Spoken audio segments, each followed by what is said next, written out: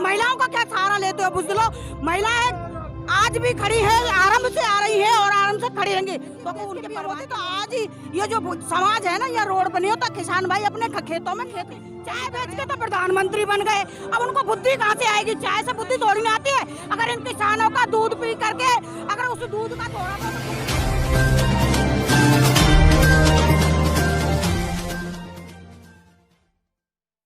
Ghazipur border का इतना खूबसूरत नजारा, यहाँ पर राष्ट्रीय ध्वज से लेकर पंचशील के ध्वज तक आपको दिखाई दे रहे होंगे। और अक्सर कहा जाता है कि कोई भी आंदोलन जब तक सफल नहीं होता तब तक उस आंदोलन में महिलाओं की सक्रिय भूमिका सुनिश्चित न की जाए। तो इसी कड़ी में मेरे साथ में बहुजन समाज की एक बेटी है, उनसे जानना चाहूंगी आपका नाम क्या है? अनामिका गौतम। अनामिका गौतम, आज यहाँ पर जो पंचशील के झंडे, जय भीम के झंडे और जो हमारा राष्ट्रीय ध्वज है वो बहुत भारी संख्या में दिखाई दे रहा है। और आज गाजीपुर बॉर्डर पर आने का आप लोगों का क्या उद्देश्य है? 25 जगह से हम मट्टी लेके आए हैं और यहाँ 25 क्षेत्र से यहाँ लोग उपस्थित हुए हैं और सब यहाँ पर इसलिए इकट्ठे हुए हैं क्योंकि आज हम काला जो कानून है उसको वापस करने चाहते हैं और ये मोदी सरकार को काला कानून वापस लेना ही होगा। और भी बहुत सारी महिलाएं इस आंदोलन में पहुंची हैं, उनसे भी जानना चाहेंगे कि सरकार इन 3 काले कानूनों को लेकर आई है कि किस तरह से देख रहे हैं आप इसको?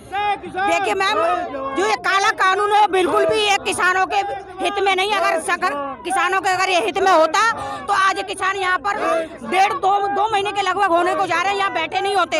आपको हम सब जानते हैं इस टाइम पर खेती का इतना बड़ा काम चल रहा है, गेहूं उग रहे हैं, उनमें पानी लग रहा है, लेकिन वो सारी चीजों को भूल करके अपने हक अधिकारों की लड़ाई के लिए जो मूल उनकी जो जड़ है, भाई हम मेहनत करते हैं, अगर उसका ही अगर हमें मूल्य नहीं मिलेगा तो काम करने का कोई फायदा नहीं है। तो उन सारी चीजों को छोड़ करके वो आज यहाँ सड़कों पर बैठे हुए हैं, वो सिर्फ इसलिए क्योंकि ये काला कानून बनाया है, इस कानून को वो रद्द करा करके यहाँ से वापस जाएंगे। क्या लगता है कि जिस तरह से आज महिलाएं इस आंदोलन में कंधे से कंधा मिलाकर चल रही है पुरुषों के साथ में, तो इतनी दबंगाई महिलाओं में कहां से आई? देखिए, जो आज आप देख रहे हो कि यहाँ पर जो पुरुषों के साथ साथ महिलाएं भी साथ में चल रही हैं, इसका श्रेय मैं बाबा साहब को दूंगी क्योंकि उनके संघर्ष को हमने पढ़ा, अपने महापुरुषों के संघर्ष को पढ़ा, साहू जी महाराज को पढ़ा, ज्योतिबा फुले को पढ़ा, माता सावित्रीबाई फुले को पढ़ा। उन सबको पढ़ करके हमें पता चला, क्योंकि हम इससे पहले बिल्कुल अनभिज्ञ थे इन सारी चीजों से, लेकिन अब पता चला कि जब तक हम सब लोग एक साथ एकजुट होकर के एक कंधे से कंधा मिला करके पुरुषों के साथ नहीं चलेंगे, तब तक ये जो मनवादी सरकार है इसी तरीके का तांडव करते रहेंगे और अपने जो मनमानी है वो करती रहेंगी।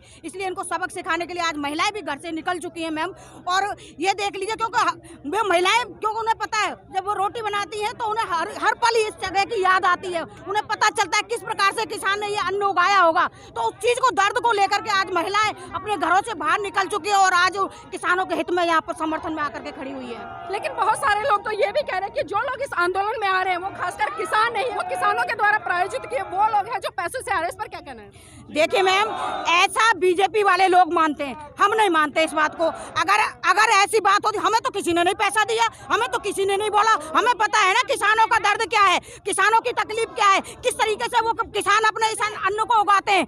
ये मतलब एक रात और दिन उसमें पानी दे करके ठंड में, कड़कती ठंड में आकर के वो पानी देते हैं खेतों के अंदर, उनकी तकलीफ को हमने देखा है क्योंकि हम हैं किसान की बेटी। तो प्रायोजित तो उनके लिए होगा, उनके लोग आ रहे होंगे, लेकिन यहाँ पे कोई प्रायोजित नहीं है। सब लोग मेहनत और मजदूर को, किसानों को समझने वाले लोग हैं, उनके दुख तकलीफ को समझने वाले लोग हैं, वो लोग यहाँ पर समर्थन में पहुंचे हुए हैं। अभी दिल्ली में भाजपा के कई सांसद हैं जो लगातार रैलियां कर रहे हैं और लगातार लोगों को ये समझाने का काम कर रहे हैं कि जो सरकार 3 ये कानून लेकर आई है वो किसानों के हित में और देश की जनता के हित में। तो लेकिन फिर भी हम देख रहे हैं कि किसानों की नाराजगी, इस पर क्या कहना है? देखिए मैम, ये काम जो आज कर रहे हैं ना किसानों को जाके समझाने का, कि अगर इनके अंदर थोड़ी बहुत अक्ल होती ना, बुद्धि होती, चाय बेच के तो प्रधानमंत्री बन गए। अब उनको बुद्धि कहाँ से आएगी? चाय से बुद्धि थोड़ी ना आती है। अगर इन किसानों का दूध पी करके अगर उस दूध का थोड़ा बहुत मूल्य समझते ना तो समझते।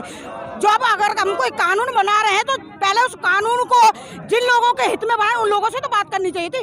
आज आप निकल रहे हैं उनको समझाने के लिए, बनाने से पहले निकलते ना समझाने के लिए, तब जानते कि भाई तुम्हारी बुद्धिमत्ता काम कर रही है।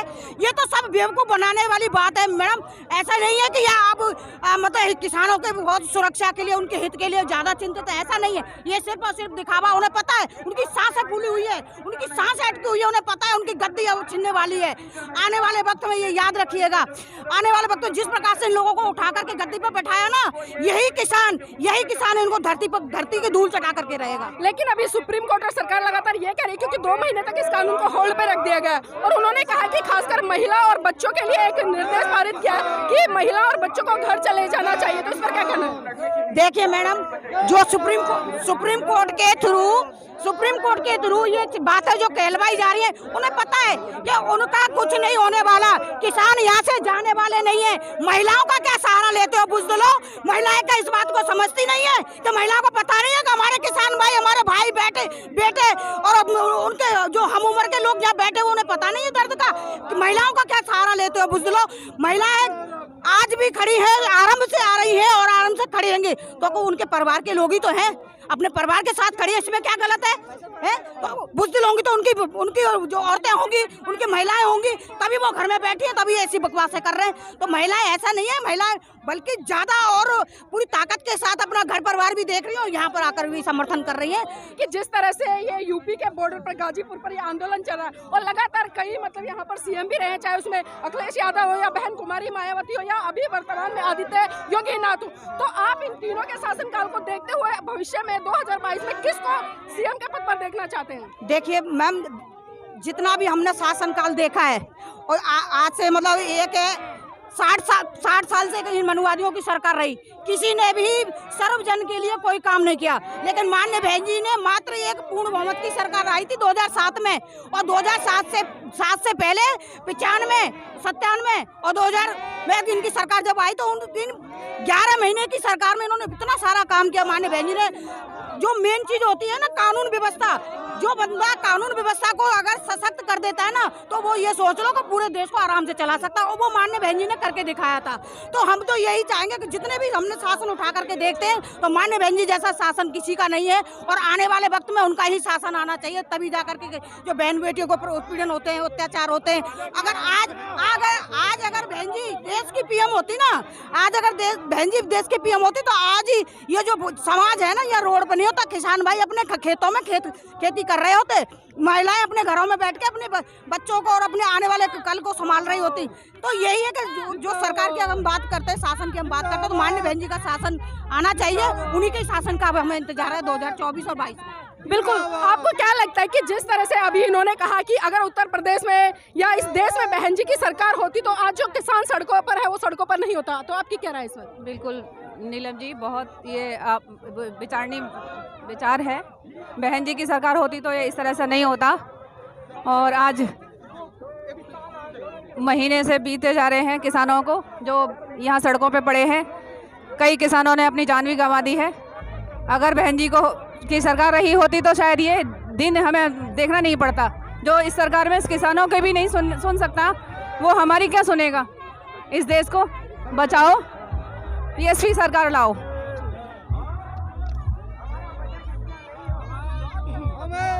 आप इस आंदोलन को किस तरह से देख रहे हैं? मैं किसान आंदोलन को इस तरह से देख सकती हूँ कि मोदी जी ये 3 काले कानून को जल्द से जल्द वापस ले, नहीं तो इसका अंजाम बहुत बुरा होगा।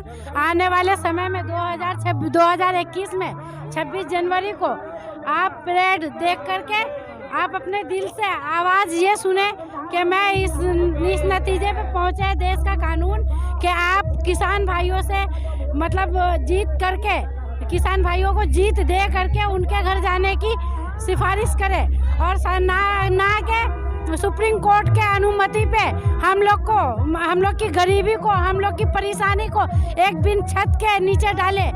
मोदी ने ये कहा था कि मैं देश का विकास करूंगा। मोदी ने कोई देश का विकास नहीं किया, विनाश कर दिया। हम किसान मजदूरों को बर्बाद कर दिया। देश के हर चप्पे को उसने एक ऐसी चीज डील कर डाली, अदानी अंबानी के हाथों देश को बेच डाला। हम ये कहते हैं कि अंग्रेजों को तो हमने भगाया है, पर अदानी अंबानी को हम नहीं भगा सकते। मोदी कान खोल करके सुन ले, अगर अपने सत्ता से तुझे प्यार है तो इस देश को, इस हर चीज को बकस दे कि जो प्राइवेट ना कर, हर चीज को प्राइवेट कर डाला, हर एक ऐसी चीज को तूने देश से बेच डाला। और क्या चाहता है हम गरीबों की, हम गरीबों के किस किस दर्द को बयां करके तेरे को हम सुनाए। हमारे दिल की दर्द वो है कि जो मैं तुझे साबित भी नहीं कर सकती हूँ। मैं मोदी से मेरा अनुरोध है, बार बार मैं ये कह रही हूँ कि मोदी इस चीज को समाप्त कर और 3 काले कानून को वापस ले ले, यहाँ तक कि तेरा संकट बहुत बुरा अंत होने वाला है। अपना चैनल, आपका चैनल, समाज का चैनल, देश का चैनल NV News 24/7 को आप लाइक करें, सब्सक्राइब करें और ज्यादा से ज्यादा इसकी वीडियो को शेयर करें ताकि हर खबर को मैं आप तक आसानी से पहुंचा